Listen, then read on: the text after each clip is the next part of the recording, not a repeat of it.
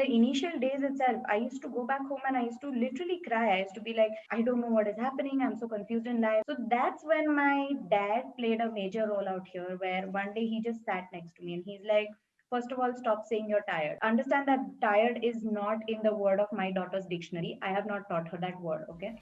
So then the word never say tired actually kicked in, where I'm like, okay, Sneha, just learn how to multitask. And then basically that greed started getting me to multitask. First of all, wishing everyone a very, very happy new year in advance. We have a lot planned for each one of you in 2021. So don't forget to subscribe because you don't want to miss this out. That being said, we wanted to end the year with a special podcast. And our guest today is a software engineer by profession and a dancer by passion. Hence, software engineering and dance both are the careers up for discussion on today's podcast. Our guest moved to Portland in 2018 to work as a software engineer by day and decided to continue pursuing her passion independently by night. With viral dance videos on Instagram, she created a huge pool of dance classes and students in Portland as well. She also started her YouTube channel and has been posting her content for a while now.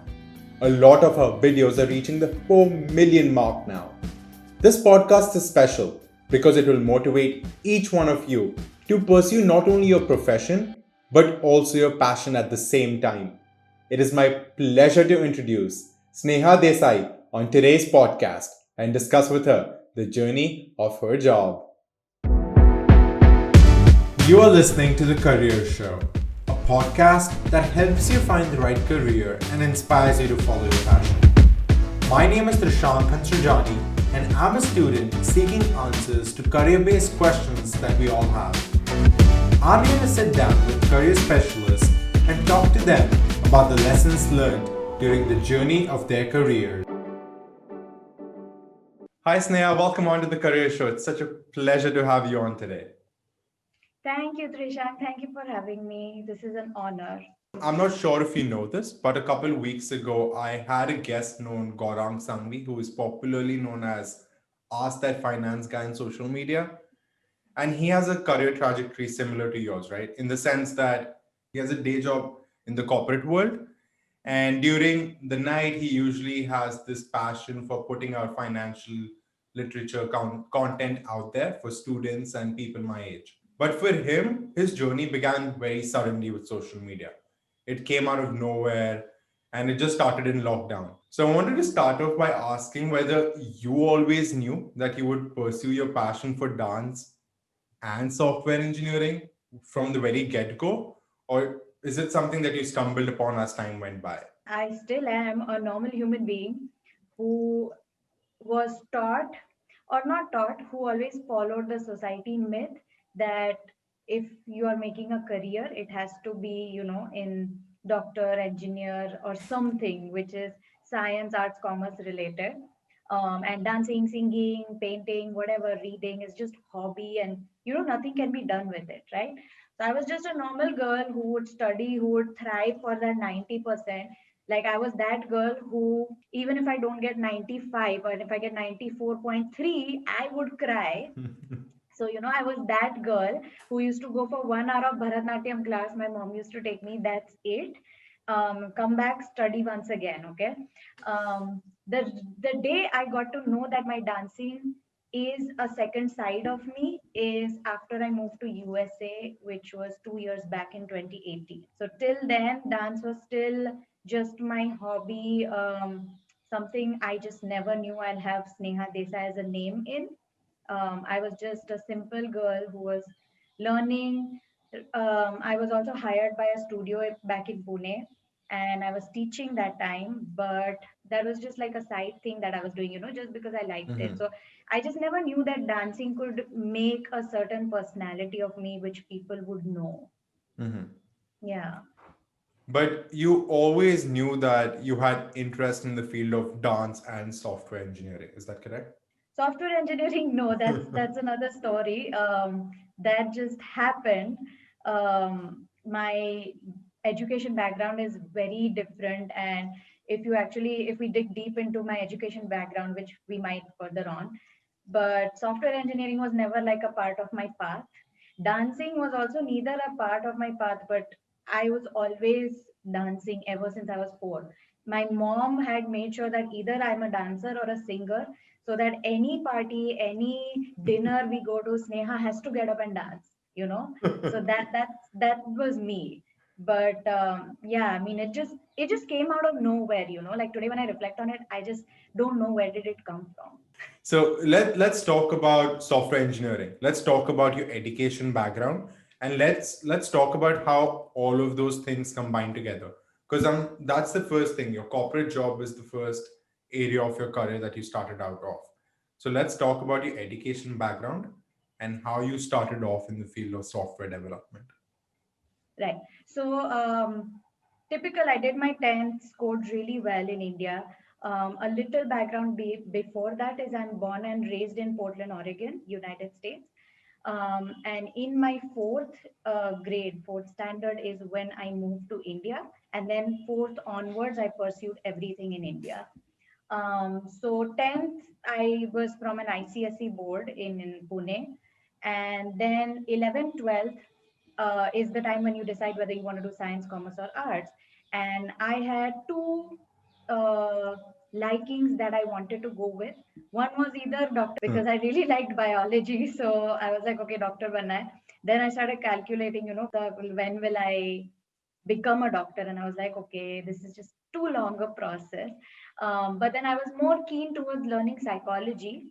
And I really wanted to pursue that, and I was really intrigued by the subject.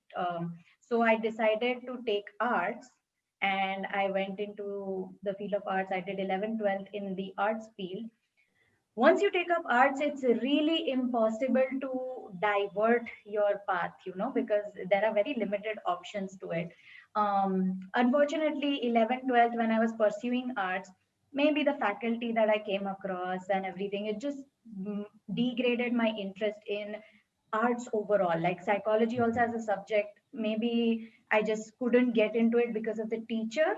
So then I didn't get much of a background where I could pursue psychology or whether I could even dig deep into my interest for psychology. So then after 12, I came into that dilemma where I was like, okay, what do I take now? Because I don't think I want to do psychology. And I kind of had the faculty scar in my mind that I might not get a good teacher. So my family, my dad is from the computer background. He's also a software engineer and he's done years of service. He owns his own business, etc. So then we decided that okay, let's go back into computers. But there was the restriction that hey, this girl is an art student. She's not from science background, so I couldn't become an engineer. But then we figured out a course called Bachelor's in Computer Applications, which accepts arts and commerce students. So that's when I diverted into the computer field, and my dad helped me get into that background, like teach me basics and the knowledge that I need to start pursuing my BCA. And after that, my computer journey began. Pretty unexpected. Once people are focused on what they're studying, they usually end up focusing simply on that part. But the Right. fact that you diverted yourself towards another field completely is super inspirational. Let's talk about your job search now. When you were looking for a job, was money a criteria for you, or were you looking on the development side where you could learn more about the computer development, software development skill of yours? To be honest, I wasn't experienced to know how much money would I get at my level after being a fresh graduate. So my basic hunt was to get a project where I wanted to be in the development section and not in the testing section. So I just wanted to make sure that I find some place, some position, in some company where I don't get derailed into being a QA or a tester. I wanted to stay in that development field. So the job hunt actually began in my last year of college. Companies started coming in, last year of college, you get placements, right? So I got placed in a company and all my friends were in it. So I was pretty excited. but I decided to not go for that company and go for another company where I found better project opportunities, where I knew that this company may be not well known as the other company that had hired me, but the company which wasn't well known actually had good projects, which I was assured of that I would learn for sure. So then I decided to go for that. Mhm. I quickly wanted to touch on how did you find your passion for development compared to testing? Because I know those are two completely different things, and you seem like you were pretty set forth on development. So, what was the reason behind that? Testing, I just don't have the patience to sit in one place and stare at a screen and find out small details that might go wrong. And I just know that when my OCD starts kicking in, I think I would give in more hours than expected at my work time, you know. Mhm. So that was the only reason why I did not want to go into testing. For me, I found it not my cup of tea. Development, I won't say I was good at it. In fact, my best friend used to help me pass, you know. So I wasn't the best at it, but it just had this thing that, there's always something to learn. You have to use your head and add that logic. And algorithms was like, I was always interested in the logic part of it, you know. So that kind of pushed me more towards development. Mhm. So, now you've been in this field for around 2 to 3 years, is that correct? 6 years. Wow. Okay. So, what has been one of your most exciting moments? It can be a funny story, it can be a challenging story. What has been one of the most exciting parts of your software development career? The funniest so far is when I joined the company that I opted for. So I was a person who hated the C language that was taught to us. Okay, so I focused more on Java, and I was more trained into that, and I could excel that really well. But when I joined the company, the first project that they had was an iOS project. And they were like, Sneha, we see potential in you. We're going to push you in that team. The people working on it will train you. And that turned out to be C language. And I was like, okay, where am I don't know anything. I don't know what is iOS. I don't know development. I didn't even know Android development that time. So I was like, okay, this girl is just a new bachelor graduate girl, and you guys are just pushing her into something she does not know at all. I was like, gone. I'm going to get fired in like the first week itself. But no, I mean, maybe the people who taught me were also really good, so they pushed me. But that was like the funniest. Like, no one will ever imagine me stepping into iOS programming when I had zero knowledge of that language as well. Mhm. Yeah. You said that you barely had any knowledge about C, iOS development, Android development. What were one or two key things you did so that you were successful at this first project that you were so nervous about, if I could put it that way? So this was a good thing that I learned in the team, and especially the team leader out there.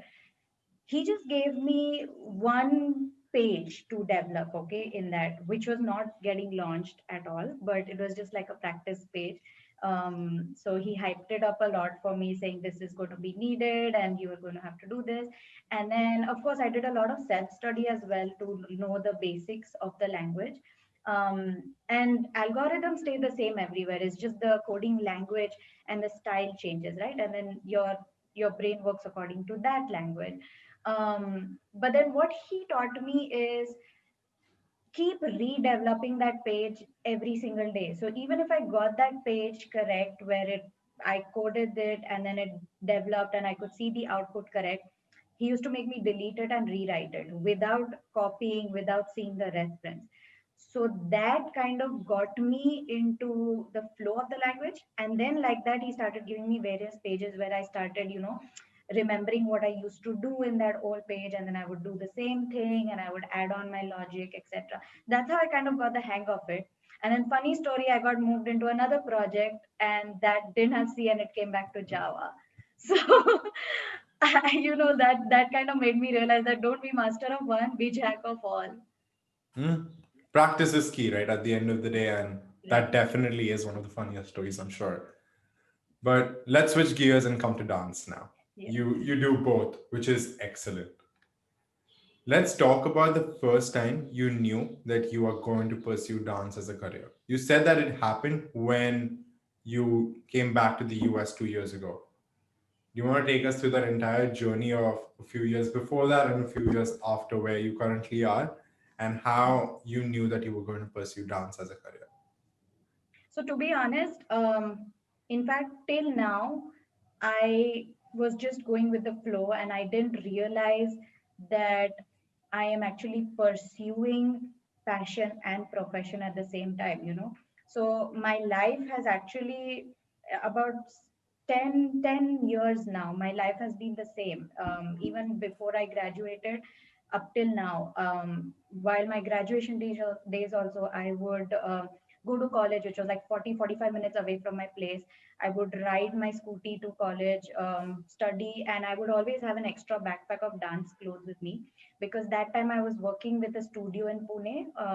So I learned from them. I started learning belly dancing from them.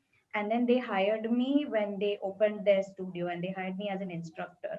And then under that guidance, I started teaching, and I learned how to grow more as a teacher and a dancer.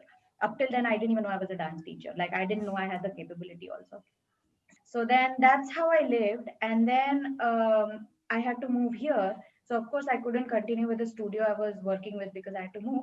But then before leaving for India is when one of my videos got viral immediately after I made my Instagram public. And that video named me as Sneha Desai. Up till then I was not Sneha Desai at all. People in Pune, my students, my friends at dance class, they used to call me D for Desai. So I was known as D. But after that one video, before I came to US, that was like February 2018. Okay, that's when I became Sneha Desai, the dancer. And March 2018 is when I had to move to USA. So I had to leave India. And I was like, okay, now I thought I was finished, you know. I'm like, there's no career, there's nothing in dance. That was just one time, like, you know, just honeymoon period for me, and that's it. Come back to real life. You're going to work, and that's your life, you know. But then when I came here, I realized that I was so addicted to teaching more than dancing. I was actually missing it. So the first 2 months I took to settle down in USA. Like, even though I'm born in Portland and I somehow coincidentally came back to the same city, I just didn't have any friends. I didn't know anyone because everyone had moved away, you know. So everything was pretty new to me. um and then when I came, first 2 months I settled down. That was the first time I was away from home, so I didn't even know how to, like, you know, live. I didn't know how to cook, nothing, you know. It was just all new to me. And then after 2 months or so, I just broke down and I called my mom and I was like, Mom, I can't live here. I need to dance, I need to teach. So my mom's like, okay, why don't you search for dance classes? And then I searched like random classes to teach, who would teach me at least, so at least my dancing stays in touch. And then I joined those, and I was like, no, this is not enough. I still want to teach. I want to, like, you know, share some of my knowledge with people and all. And then from there it started, where I started creating contacts. A lot of Facebook helped me, and I had a lot of mom's family friends who kind of said that, hey, we want to learn from you, even though we are kind of like your mom's age, can you please teach us? And I'm like, anything works, I just want to teach. So basically that's where my individual dance career started from. And that's when, like, you know, I was known as Neha Desai, the dancer and dance teacher, basically. Yeah, long You story. mentioned no, you mentioned that until now you have been going with the flow, and that is something that I want to talk to you about. But before I get into that, do you want to talk about those first few shoots of yours, right, when you got to Portland, Oregon? How was it experiencing when you started uploading on YouTube? You currently have like more than 100K subs on YouTube. So, how was that entire journey of the first few videos? What is something that was going through your head? How did you prepare for this first few shoots? What was the quality of those first few videos? And how was that entire process for you? So, when I started becoming public and when I started seeing the numbers grow, I honestly had no idea what was happening. And I was like, you know, Like, you know how those moms read WhatsApp and they like take the phone close to them and they're like scrolling, saying what is happening, ye pad ke dikha and all that. I was literally like that with Instagram, and I thought that my account is hacked, my numbers are going, these are bots. I just didn't know what was happening. And then I started Googling on simple, silly questions like, why are my likes increasing? Why do I have 100K views on my video and stuff, you know? So that kind of like taught me that, okay, Sneha, people are following you because they like your dance. I like, to be honest, I wasn't very confident about my dancing either, because I was always known as Sneha Desai, the belly dancer. I was not known as Sneha Desai, the dancer. So that kind of kicked in. And then I realized that my crowd is only India, but if I want to teach in USA, I need to have a more organic platform where, you know, people all over the world can see me. At least people in USA, or at least in Portland, people can see me, so they know who she is, right? Not everyone might have Instagram, but I know that everyone definitely goes on YouTube for sure in all these years. So then I one of the videos of mine that got viral, I just uploaded that on YouTube.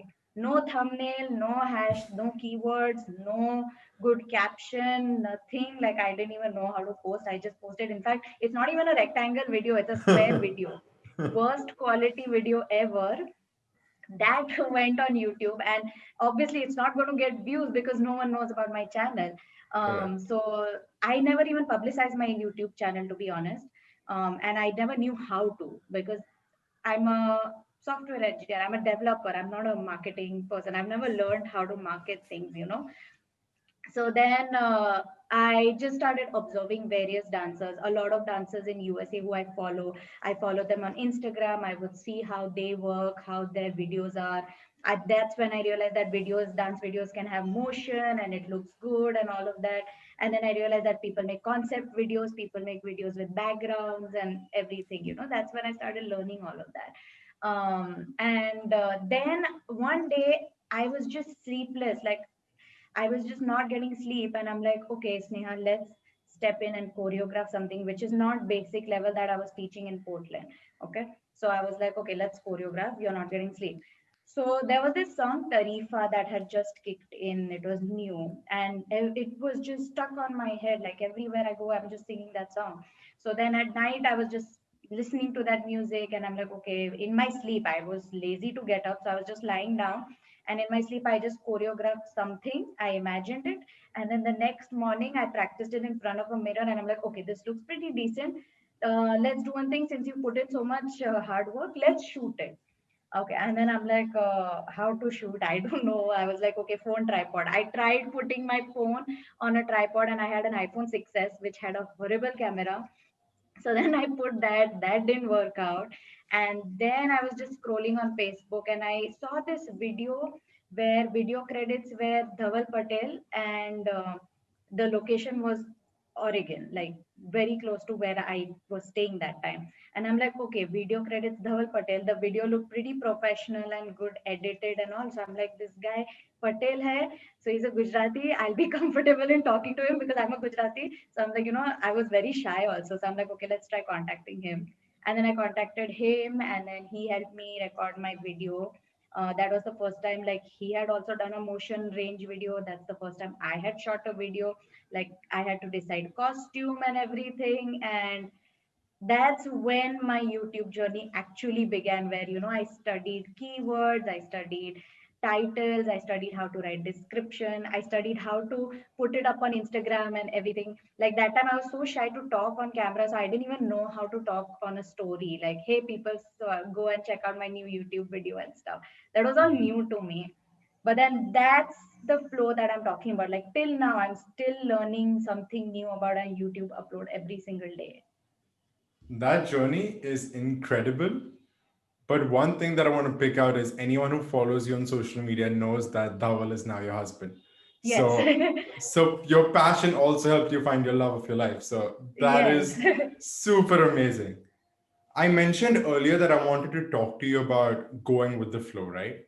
How important was that for you? Because I'm sure that your day job would have kept you super busy throughout the day.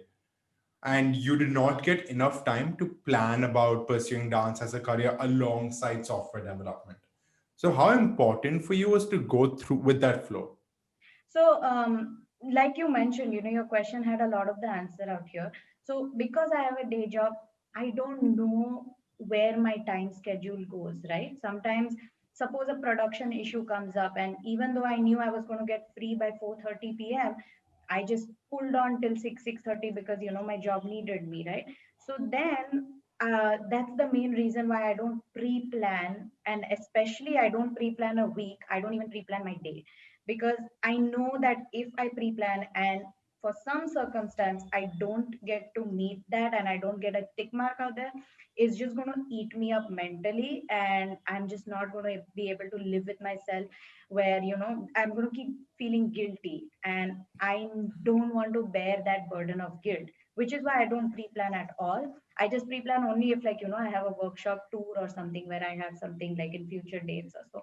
But other than that, like, I don't pre-plan that, okay, I'm going to work till 5 and then I'm going to dance till 8 and then I'm going to have dinner till 9. And no, I'll go according to my flow, that if my work goes on till 4, well and good, I'll squeeze in my workout and I'll have my dance after that. I'll watch something, I'll have dinner, and then that satisfaction at the end of the day where I'm like, okay, then that's when I reconcile and I go through what I did during the day and I'm like, oh, I actually did so much.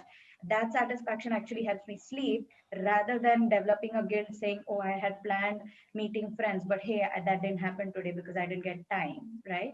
So that's actually really worked well for me, where I go with the flow.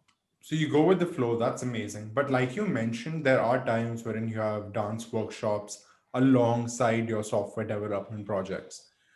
How do you plan for those? So how do you manage your time when you have both these commitments and you know that you have a deadline for both the projects now?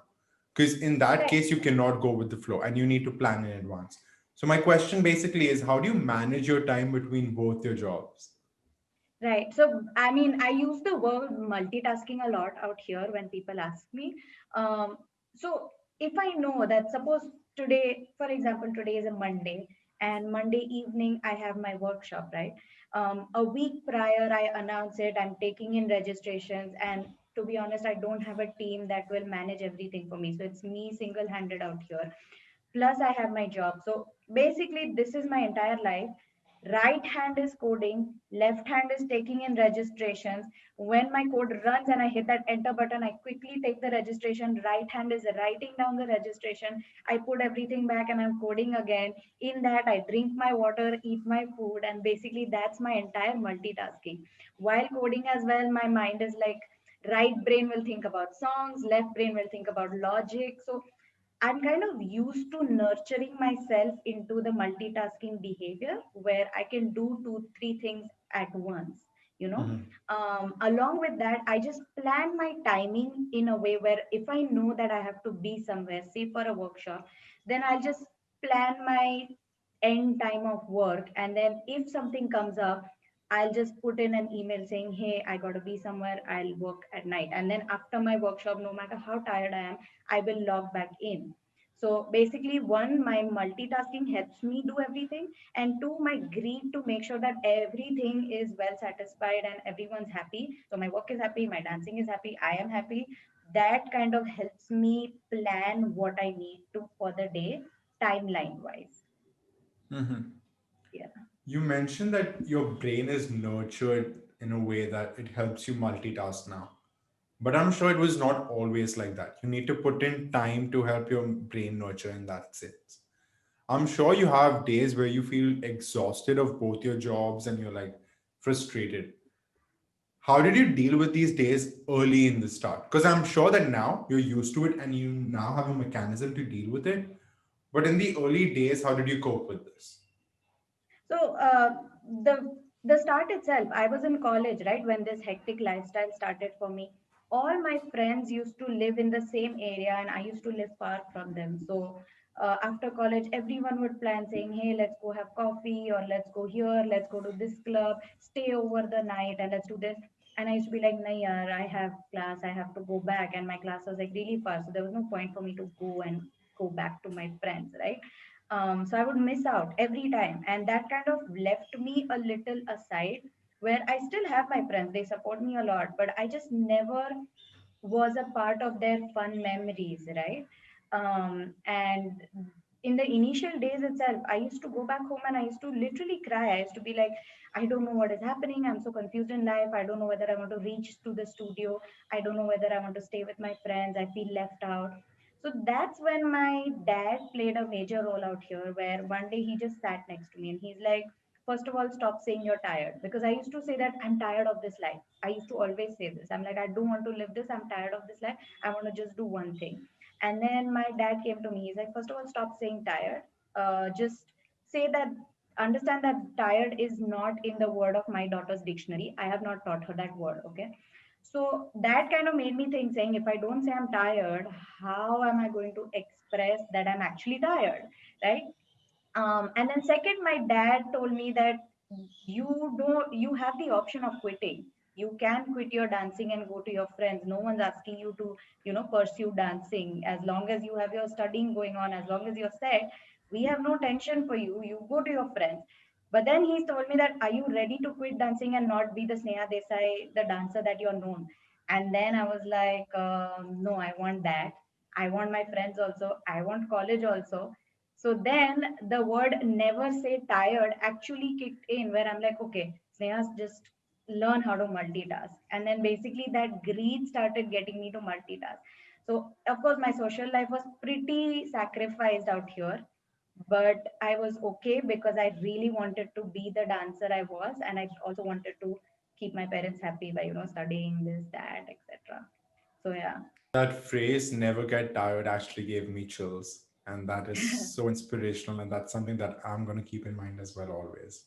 But let's talk about soft skills now. I'm sure your dance job has taught you a lot of soft skills, leadership being one of the ones that comes on top of my mind. Do you think these skills have helped you in your day job with software development?